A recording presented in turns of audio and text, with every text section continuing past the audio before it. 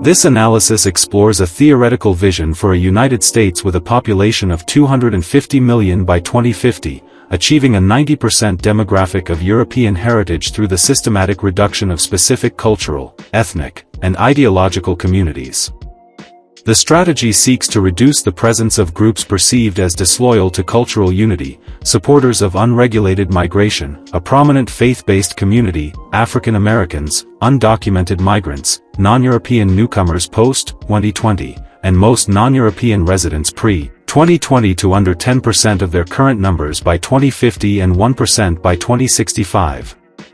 Limited exceptions based on compassion, societal value, or community integration are permitted, with the plan promoting natural population growth and selective immigration of European descent post-2050. Combining two conceptual frameworks, this report details the legal, informal, and persuasive measures to achieve these goals, their operational requirements, and broader societal impacts.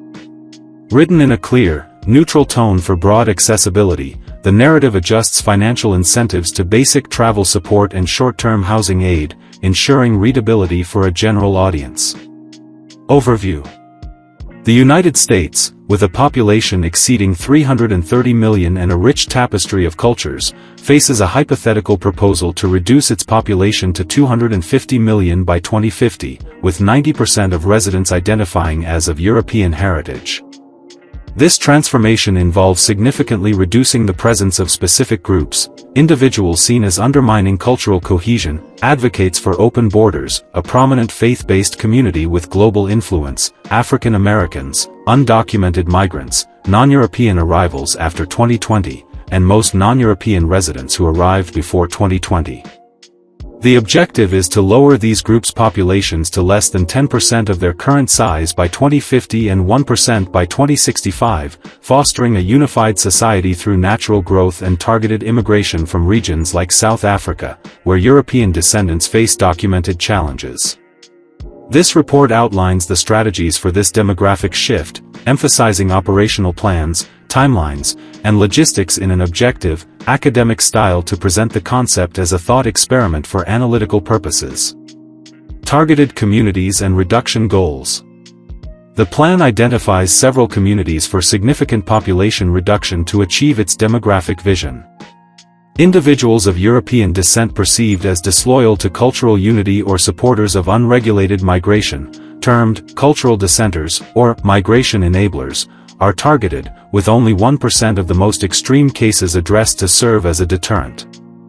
A prominent faith-based community, encompassing those with religious, cultural, or ethnic ties to a globally influential group, is encouraged to relocate, primarily to a Middle Eastern homeland or other regions outside the Western Hemisphere. African Americans, including descendants of historical populations, are designated for resettlement in African nations, with no alternative destinations permitted.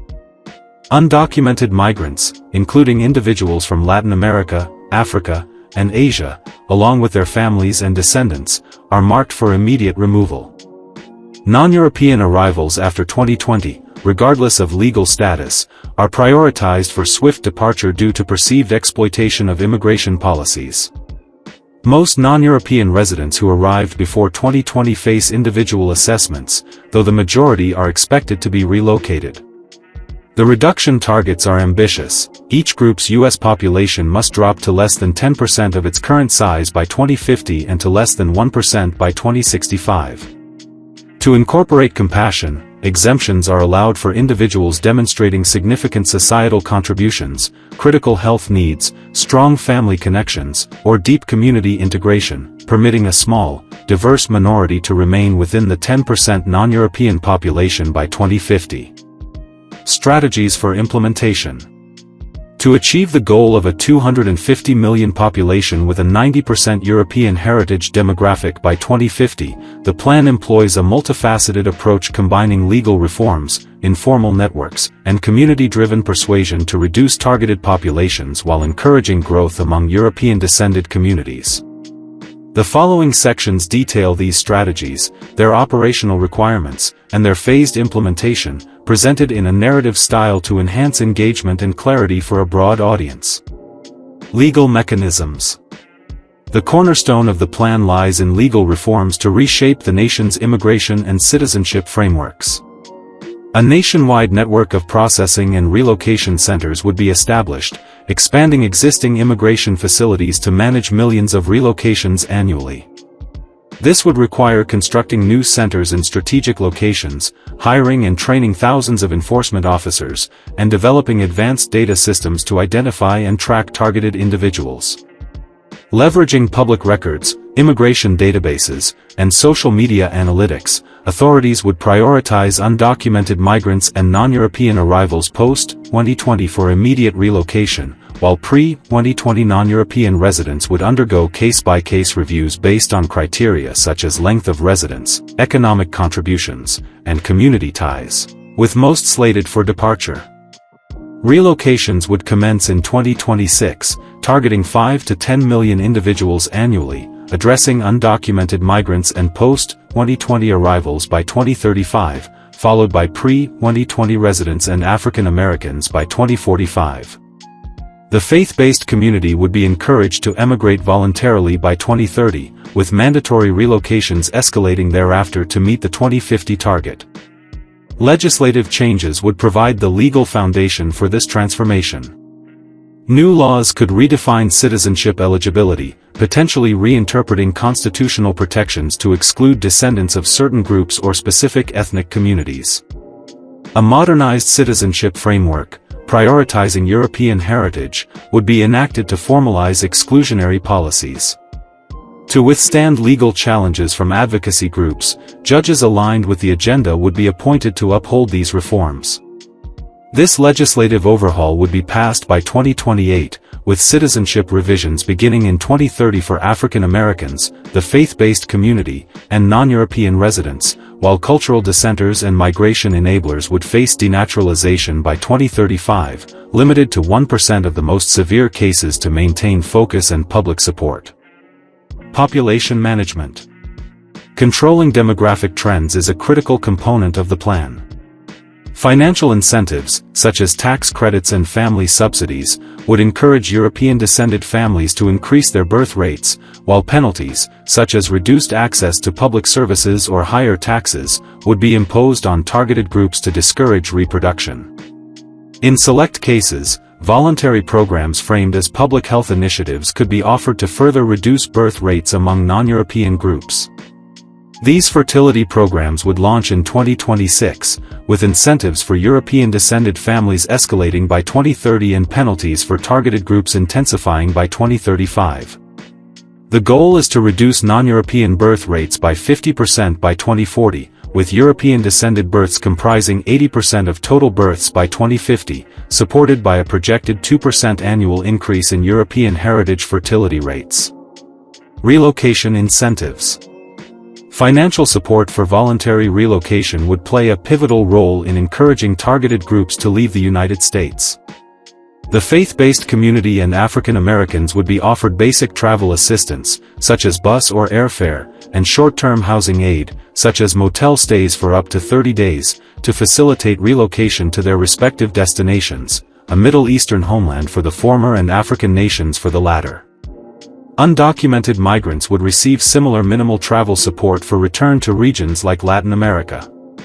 These benefits would decrease over time to encourage prompt compliance. In 2026, individuals could receive full travel cost coverage and short-term housing assistance, but by 2040, this would be reduced to partial travel support with no housing aid, and no support would be offered after 2045.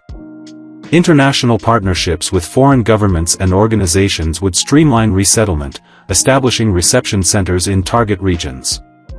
For the faith-based community, coordination with their homeland would facilitate immigration, while negotiations with African nations would ensure acceptance of returnees. Relocation programs would begin in 2026, aiming to relocate 50% of the faith-based community and African Americans by 2035 and 90% by 2050, with undocumented migrants targeted for 80% removal by 2040. Informal networks. Beyond legal channels, informal strategies would provide speed and flexibility to the plan's implementation. Community-based networks, including independent groups or local organizations, could conduct unofficial relocations, targeting non-European residents and dissenting cultural advocates through discreet pressure or facilitated departures. These networks would operate outside formal legal frameworks, using logistical support such as transportation or documentation assistance to accelerate removals while maintaining plausible deniability. These operations would commence in 2028, focusing on post-2020 non-European arrivals and ideological dissenters, with 20% of targeted relocations completed informally by 2040 to complement legal efforts. Community-driven persuasion. Citizen-driven efforts would reinforce the plan by fostering environments that encourage targeted groups to leave voluntarily. Communities would be encouraged to limit access to services, employment opportunities, or social integration for targeted groups, creating subtle but effective pressures that incentivize departure. Public campaigns, supported by local organizations, would promote cultural unity and highlight the benefits of a cohesive society, launching in 2026 and intensifying by 2030. Compliance would be monitored through community reporting systems, aiming to achieve 30% of targeted group departures through social pressure by 2040, with significant impacts on the faith-based community and African Americans. Contingency measures. In extreme scenarios where legal and informal methods fall short, stronger measures could be considered as a last resort. Community-led campaigns might employ public demonstrations or localized pressure to encourage undocumented migrants and post-2020 arrivals to depart, starting in 2030 and affecting 10% of targeted populations by 2040. These efforts would be carefully managed to avoid escalation and maintain public support. If necessary, by 2040, controlled tensions could be initiated through orchestrated community actions to encourage departure, coordinated by local groups with secure resources and support from sympathetic local authorities to minimize resistance. Such measures would be reserved for 2040 to 2050, targeting a 20% reduction in remaining populations through displacement, while avoiding widespread conflict to preserve societal stability. Compassionate exemptions. To ensure a degree of compassion within the framework, selective exemptions would be granted to individuals demonstrating critical health needs, strong family ties, significant societal contributions, or deep community integration. Review panels would evaluate applications through a national registry established by 2028, with decisions finalized by 2035. Exempted individuals would be required to demonstrate alignment with the demographic vision, monitored through periodic reviews. The plan would grant exemptions to 5% of targeted group members by 2040, with final allocations by 2050, ensuring the remaining 10% non-European population supports the overall goal of cultural unity. Population growth initiatives. To offset population losses and achieve the 250 million target, the plan would actively promote European-descended immigration and family growth. Immigration pathways would be opened for individuals from regions like South Africa, where European descendants face documented persecution, and other countries with similar challenges. Expedited citizenship, housing assistance, and job placement programs would support these newcomers. Financial subsidies, such as $10,000 per child, and expanded access to family support services would encourage larger families among European-descended residents, complemented by cultural campaigns celebrating family values. Immigration would begin in 2028, targeting 5 million new residents by 2050, while European heritage birth rates would increase to 3% annually by 2040, contributing 20 million to the population by 2050. Logistical and resource requirements. Implementing this plan demands substantial resources and coordination across multiple sectors. Financially, an estimated $500 billion annually from 2026 to 2050 would fund relocation programs, processing centers, and population incentives, sourced from reallocated federal budgets, increased taxes, and potential asset reallocations. Infrastructure development, including new processing centers and data systems, would require an initial investment of $200 billion. Personnel needs include recruiting 100,000 enforcement officers, 50,000 administrative staff, and 10,000 judicial personnel by 2030, alongside training 20,000 community organizers to support citizen-driven efforts. Technologically, advanced surveillance and identification systems would require a $50 billion investment by 2030, while secure transportation networks, including air and sea routes, would be established to facilitate relocations. Internationally, agreements with the faith-based communities' homeland, African nations, and Latin American countries would be negotiated to accept relocates, potentially offering economic aid or trade concessions to ensure smooth transitions and prevent humanitarian challenges in receiving regions.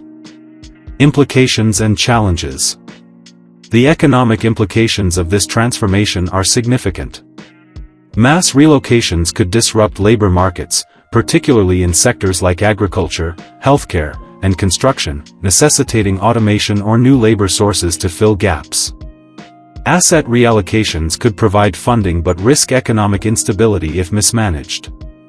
Socially, targeting dissenting cultural advocates could alienate segments of the European-descended population, potentially sparking resistance movements, while community-driven persuasion efforts might deepen social divides, undermining cohesion.